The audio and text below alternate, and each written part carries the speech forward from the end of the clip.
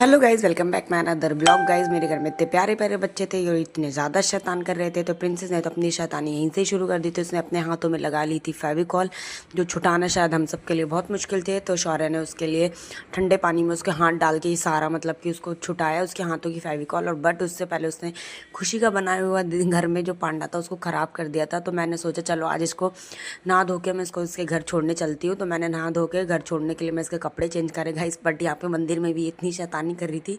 मैं इसको बोल रही थी कि प्रिंस आओ साथ में खो, बट यहाँ पे भी वो पता नहीं कहाँ चली गई थी। फिर मेरे पीछे पीछे भाग कर आई कि मैं यहाँ पे प्रार्थना कर रही, तो फिर उसने भी वैसा किया जैसा मैं कर रही थी।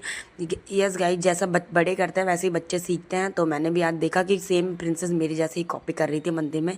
मुझे उसको देख के बहुत ज़्यादा, सच में इतना ज़्यादा अच्छा लगा, सच में मतलब पूछो मत।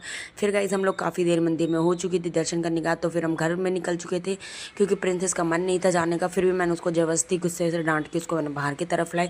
बट गाइस जब मैं यहाँ से निकली तो थोड़ी दूर शादी हो रही थी, मेरे पीछे आप देख सकते हो। बट यहाँ पे मैं बिन बुलाए मेहमान थी, ऐसा नहीं है, बस मैंने एक छोटा सा क्लिप ही यहाँ पे रिकॉर्ड किया।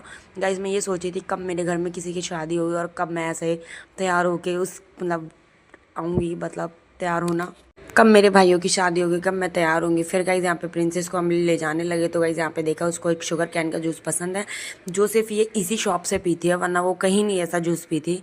तो गाइज मैम ने बोला उसको वहाँ खड़े होकर पी लो, बट वो नहीं मानी, वो रास्ते में चलते चलते पीने लगे। गाइज यहाँ पे फिर एक भंडारा हो रहा था, मैंने और खुशी ने देखा और हम लोग लग गए भंडारे की लाइन में। गाइज मुझे सच बताऊँ, भंडारे खाने में कोई शर्म नहीं है और लेने में तो मुझे बिल्कुल भी नहीं है, क्योंकि मैं इससे पहले भी बहुत खा लेती थी।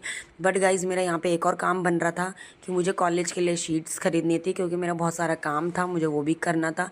तो गाइज मेरे हाथ इतने ज़्यादा भर चुके थे, ये देख सकता हूँ। बट मेरा कॉलेज का काम इतना सारा है ना, मतलब मुझसे तो होगा कि नहीं होगा पता नहीं, बट गाइस कर लूँगी मैं। फिर यहाँ पे प्रिंसेस जिद करने लगी। प्रिंसेस के पास एक ब्राउनी नाम का डॉग आ गया था।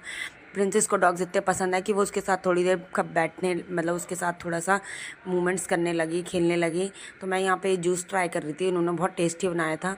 छोले मुझे कुछ खास पसंद नहीं है, फिर भी मैंने भंडारा ले लिया था, प्रसाद है, घर जाके कोई ना कोई उसे खा ही लेगा।